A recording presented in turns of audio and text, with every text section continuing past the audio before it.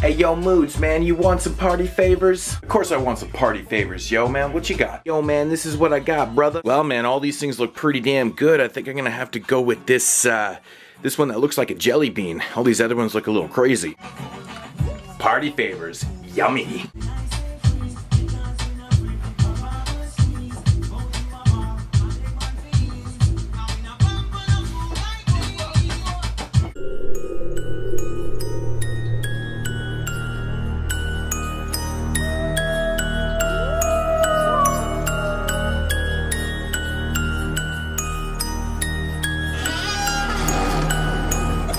What's up, everybody? Welcome to day 4 here on the 31 Days of Horror. I am your host, Mood616, and thank you once again for stopping in, guys. Yeah, day 4 is here, and I hope you enjoyed the first 3 days.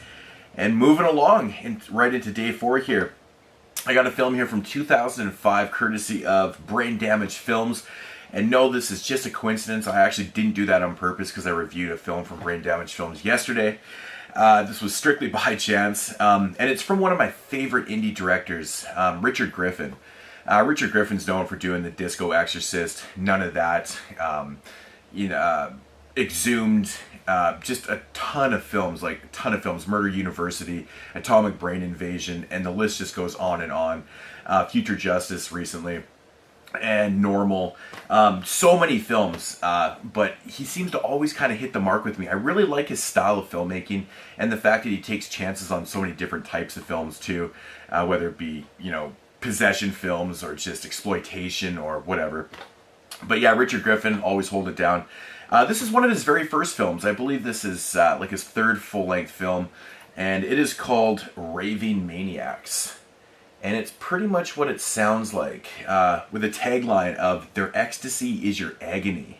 So you can pretty much imagine what this one is. Basically, the plot is very simple in this film. It's about a group of friends, about 4 friends that are making their way to a rave. They're very heavily into drugs. Well, most of them are. Basically, kind of the lead character, the guy that's driving, he's not really into it. He's kind of a really big asshole, but he's not really into doing drugs and ecstasy and all that type of stuff. His girlfriend and his other friends are. Anyways, they're on their way to this rave, and they almost run down this random dude standing in the middle of the street. They're kind of screwing around in the car, and they almost hit this guy. Anyways, the dude that they almost hit just jumps into the vehicle. He kind of freaks out a little bit, the driver, and he's like, whatever, I'll take you to the rave, because apparently this is where this guy was going. So they get to the rave. Buddy disappears out of the car, and they notice that he left behind like a bag of pills. Now, the thing with these pills is that they're not like your regular type pills. They're actually glowing. They look like mini glow sticks. At one point in the film, they actually make a joke about that, about little mini glow sticks.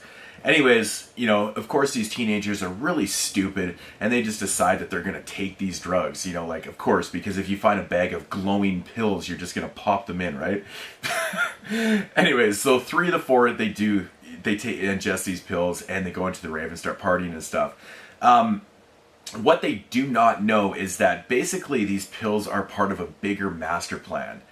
And so as the night progresses, these pills, they start to take over the bodies, and these people ultimately turn into raving maniacs. And yeah, I'll just stop the plot right there. Now, my thoughts on this one, it's definitely one of Richard Griffin's earlier films. It has that Richard Griffin type feel to it.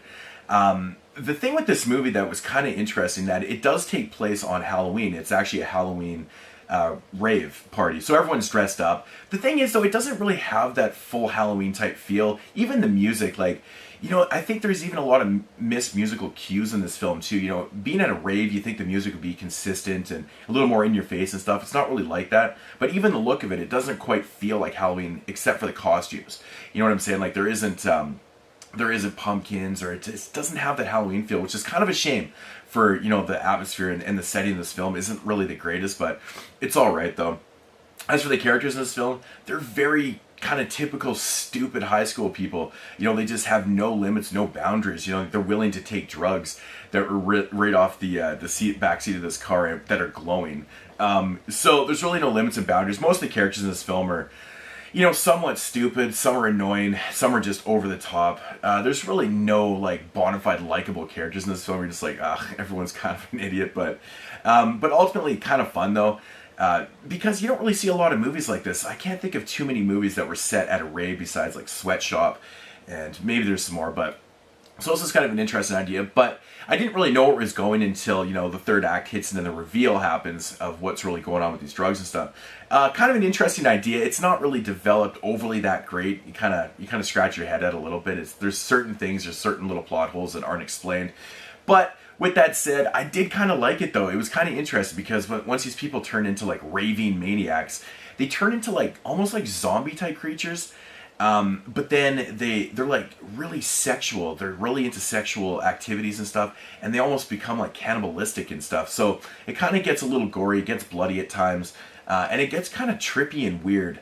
It has this kind of really weird feel to it. So, but yeah, it wasn't too bad. It's really short again. It only runs about 80 minutes. Very typical of Richard Griffin films. His films aren't the longest in the world, but simple idea. I did kind of dig it. I really like the look of the glowing pills, man. They really did look like mini glow sticks, which is kind of cool. But I mean, who in the fuck would ever just take random glowing drugs? I mean, that just really kind of cracked me up. But I don't know, man. Raving Maniacs, it was kind of fun. There was things that I wish were a little more developed to help explain what they were getting at, but I did kind of like the idea. It was kind of nasty at times and not that bad. So if you really dig Richard Griffin films, I think that the hardcore lovers of Richard Griffin will dig this film.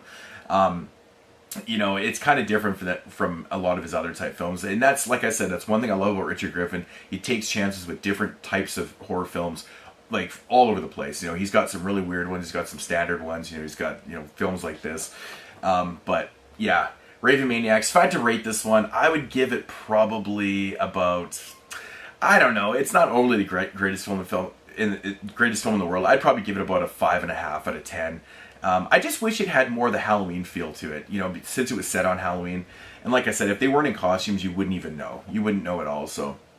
But Raving Maniacs, decent film. One of the early Brain Damage films releases, so check this one out, especially, like I said, if you love Richard Griffin like I do. It's definitely worth having in the collection, so give that one a shot. 5.5 out of 10. Definitely worth the look. So that's going to do it for day 4, guys. I'll be back tomorrow with day 5. And again, I'm just doing this day by day. I don't really know what I'm actually going to be doing. So I'll just go into the collection, grab a film, review it for you guys. Check you later. Peace out, homies.